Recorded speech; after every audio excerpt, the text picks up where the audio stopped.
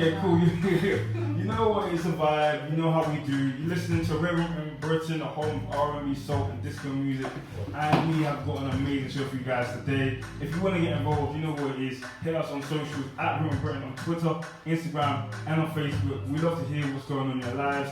Any requests, you know the deal. We've got it for you live and direct. So, without further ado, we've got an amazing guest in the building. Please, warm welcome for Ada B. Hi. How are you doing? Great, thank you. That's amazing. So, thank you very much for coming out. Thanks for having me.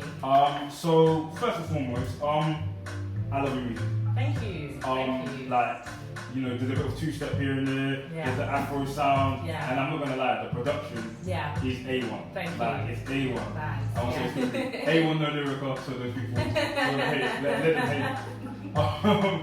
But you know the deal. But yeah, really, how would you describe your sound to people who are not familiar to it? At this stage, I mean, I still kind of describe myself as an R&B / soul artist. That's kind of always the umbrella. But I think at this stage, it's very experimental. I feel like, you know, while I'm still like early days in my career, while I'm still kind of like just figuring my sound out, it's really important for me to explore and not confine myself to what the expectation is when you hear R&B, especially coming from a black artist. So yeah, it's been, I would say it's very experimental. That's kind of the word I use to define at this stage. Yeah. So I mean, I think the biggest part of the experiment right now is the time that we're in. Yes. I mean, this is some unknown variable that we're always mixing with. So this year has been unprecedented. So like I said, how have you managed to continue releasing music? Because we've seen artists that were planned to have a big 2020 and not really done that. How's this year and the pandemic, affected your process of creating music, and how have you been able to, release music out? It's been a struggle. It has been a struggle, but I think because I'm always writing, so I think that helps in the sense that there's always something ready, and I also have a little setup at home as well. So it makes it easier in the sense I don't have to rely on going to a studio to get stuff done. So that takes out a big lot of the work.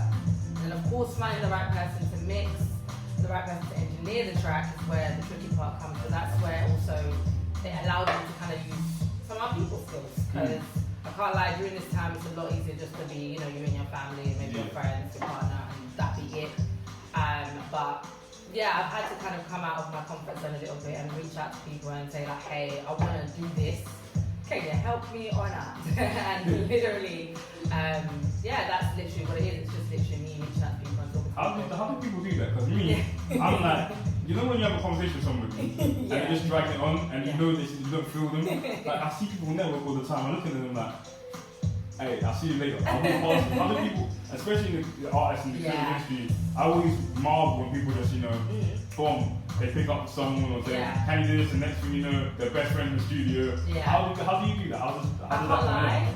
When you said that, that's exactly how I was beginning. I used to look at people and be like, how are you doing that? Like, how are you just randomly talking to people? But I think the more I was doing shows, the more I had to be in different spaces around different people.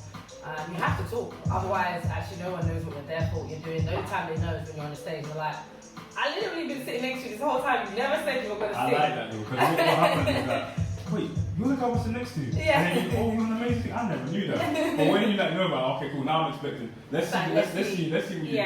So there was that as well, so then there was that, initial intrigue, interest and whatever, but yeah, I think it just takes practice to be honest with you, because at the end of the day, you do need people to make this work. So that's a fact. So, and I've found, like, especially for me this year, like, I've made some of my favourite music, my favourite songs, for the fact that I've been able to like work with really, really great minds. And just having their input, whatever it is that they've done, has just helped me, create music that I love and that, so that everyone else seems to be loving as well. So. Okay. So we're talking about amazing minds. Yeah. One of my favourite people in the UK is Low London. Yes. How did that tune, come around? Yeah. It's so random. Well, actually, because he's one of the people that has been mixing my music. He mixes very well. Yeah, he really does. He's worked great. When you see someone in like 150 or something, and you're like, bro, take a holiday, like, relax, okay? I'm making sure that if the money ain't coming in through his vocals, it's coming in through side out. Okay, cool, I get you. But literally. So he mixed the first song that I released this year, which was Memories. And honestly, I loved the mix so much. I was like, I have another took me a bit longer, but I have another one for you, so just hang tight. So when I said it to him, then I thought, do you know what? Every time I was listening back to the song, I was like, something just feels like it's missing in the song. Like it was, I didn't know where else to take the song. I didn't know what else to add, what to do to it. So I said to him, you know, like, do you like it? Would you want to do something on it? He was like, all right, let's listen to it in full, and then I'll tell you. And then literally I sent it to him, and then he got back to me like half an hour. He was like, let's do it. I'm writing something now. And it was literally just like that. And so the song was done the same day.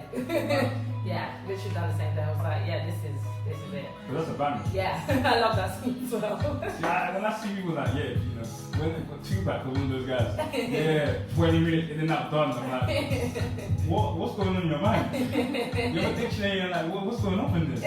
No, That's crazy. Yeah. So yeah, like growing up, what inspired you to create the music that you're doing? Like who? I know people that say like, you know, when it comes to rap, you're like, Yeah. oh, Tupac, Biggie, or like, you know, R&B. Who inspired you to make the sound that you do, or that you aspire to sound like? I think my parents, when we were young, they used to love to party. That was their thing. And my dad was like, I feel like every African parent was a DJ at some point, but my dad didn't really want to. You know when they have the massive speakers up that they don't know how to use, and you just put a USB in and play whatever it is. See, my dad was actually really, really good at it, and he would spend a lot of time and money practicing in the house. So I would often just sit down as a kid, just watching him do his stuff, and then I would retreat to my room, and then I would just be like trying to find the songs that he's been listening to somewhere on the internet. Before Shazam. Yeah, this before Shazam, before LimeWire even, like literally just trying to find songs that he's been playing and listening to so I can listen to it back. And I remember even the Sun newspaper used to give out CDs from the 80s. So I would collect those. I would collect those, yeah. I would collect those and listen to that in my room. And then I just started writing. I just always used to feel so inspired. I used to feel so like, this feeling like they're giving me right now, I'm so happy, but they don't know that I'm so happy listening to them saying, I was like, I want to create that feeling. Yeah. And that's where I feel like the idea was planted, but I never did anything about it until I was an adult. So. You know, the seed and then slowly they grow into a massive. Yeah. I think that's crazy as well. As creatives, we don't really see the fruit of our labor until later on. Yeah. Or unless, you know, someone like, I remember Mary used to say that whenever they walk past something like, I listened to your song in prison, it got me through. Yeah. I would never expect that when when you're creating your art or your craft and growth. Absolutely. Like singing, what else, you know, growing up and you said like an African household and stuff, was there anything else that you wanted to do? Because now Africans like myself, lawyer, doctor, whatever it is, whatever aspiration did you know, like in your life? I can't lie to you, my parents were very easygoing. They just like, they've always just been like my brother and I, like, you know, just be committed to something. They don't like people that flake or like keep switching stuff or stopping and starting. My parents hate that. So like whatever it is that you're doing, just make sure you do it and you finish it and you see it through. So like even when I decided to do music, I was actually, so I went to study criminology. But then once I finished criminology and I did like a year working in the field, I didn't like it. It was just mad depressing. So I was like, I can't do this. And I did not like it at all. So I was like, what do I do now? Because I've done the degree, I've technically got the job, but I don't want to do it. Not at all. So my university at the time were reaching out like to different people, like saying, you know, okay, you do really well, we're offering scholarships to certain people, to certain courses. Do you want to do any of these courses? And I was like, a year of studying again, is that what I really want to do? But I'm so glad I did it, because that's literally what kickballed the music journey. Because I did an MA in media communications and culture, and I just saw a whole new world. And I was like, that's it, I need to be a media singer. Like, it just makes sense. And it really does make sense, because when I was a kid in school, I always used to do like dance, music, acting, performing arts, debate classes. I just wanted to be on stage. That was always me as a child. So the fact that I'd neglected it all through my school years, up until I graduated with my master's, was a bit mad, but I'm glad, because I feel like I'm in the right headspace to do something like this. I feel like, I mean, I see a lot of people, you know, when you come into this industry, it's a lot to take in, especially if you haven't been exposed to it from very early on. And yeah, the main thing is I always want to be grounded if I ever did music. I always want to make sure, you know, God is very much a part of everything. And obviously, I have my family support and whatnot. So yeah, it was the right time. So yeah. That's good vibe, you know. Yeah. That's good vibe, you know. As in like the journey, twists and turns, you just have to keep with it. You don't know. Yeah. You don't know, man. Yeah. But you know, outside of your music, you got your what was it, man? The talks with yourself. AUB. Yeah. So what is that about? And you know, how can people, you know, get into it? Yeah, I'm really glad you mentioned that, so thank you. It literally just started from like being at home, obviously during lockdown, like not knowing what to do with all the spare time.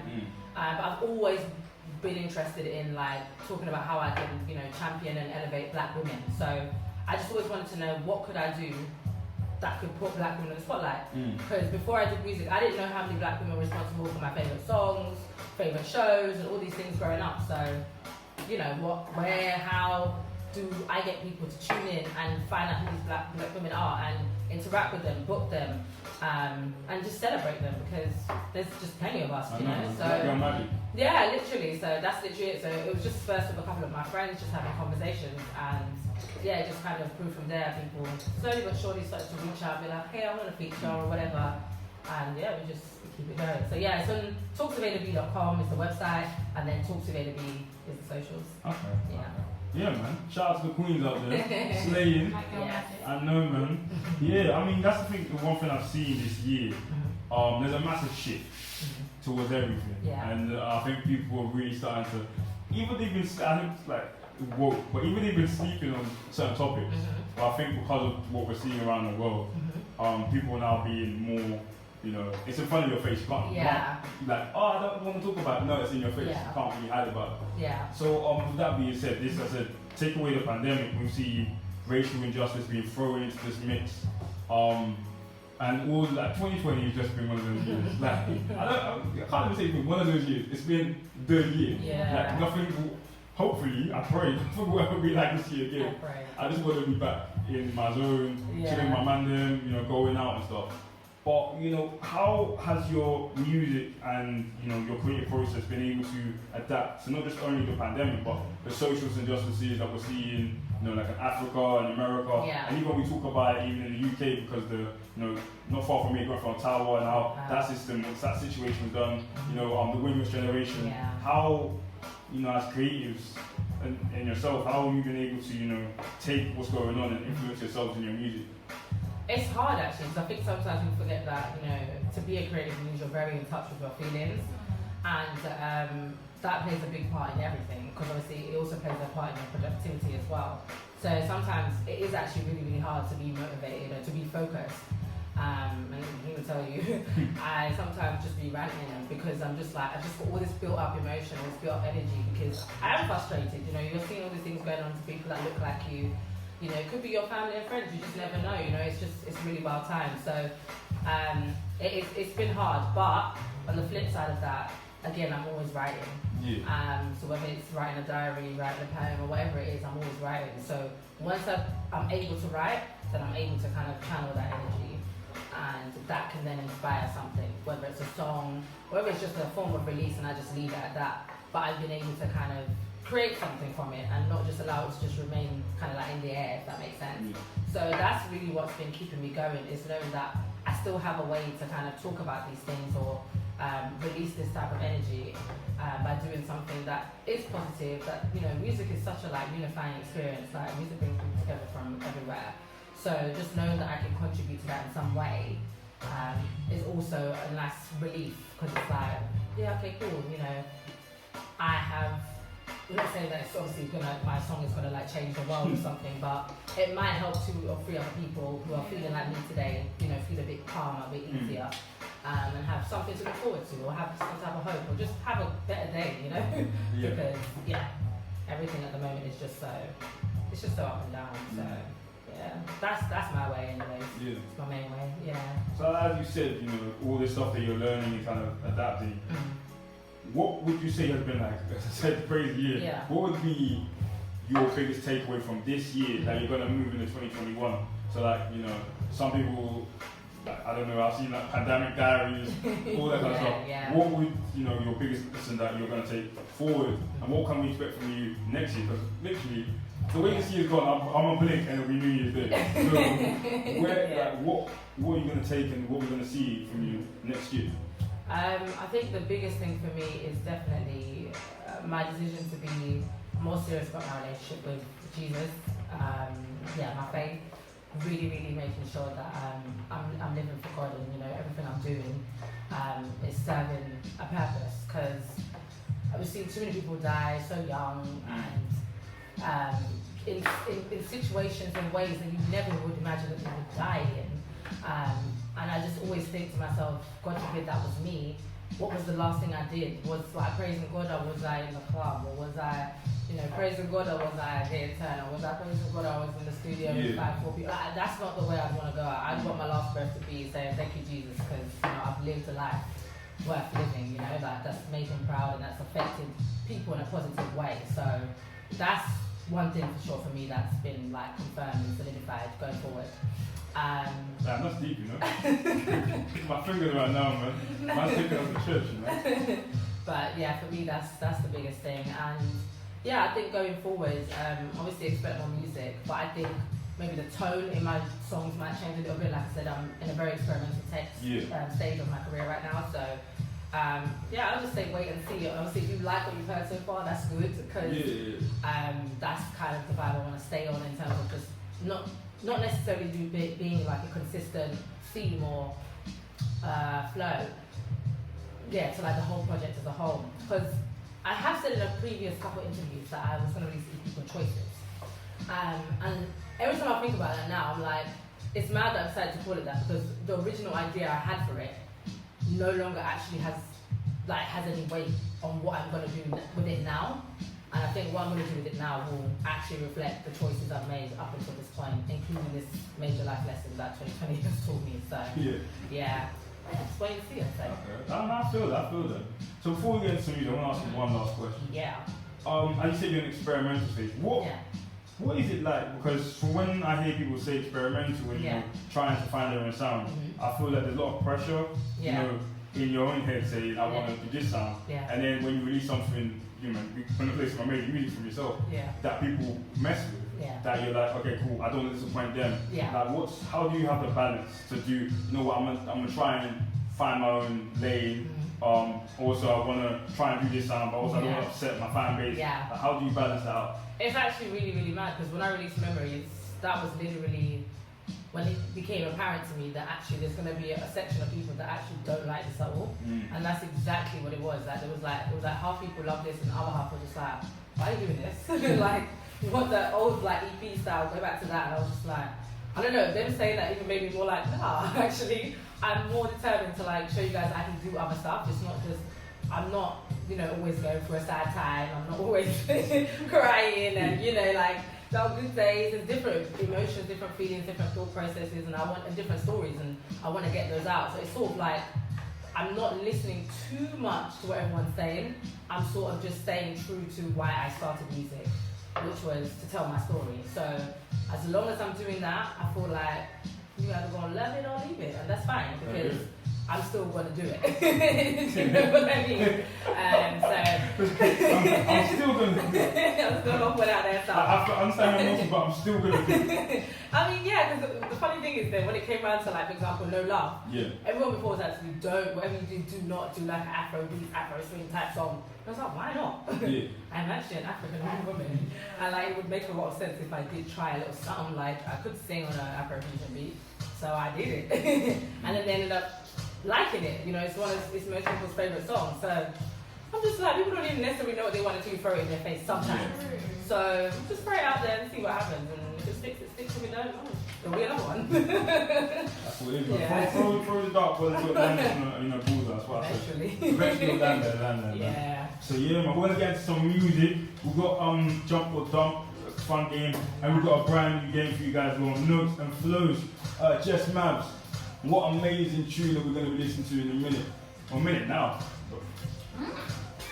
No, I'm gonna surprise you guys. Surprise, okay, cool.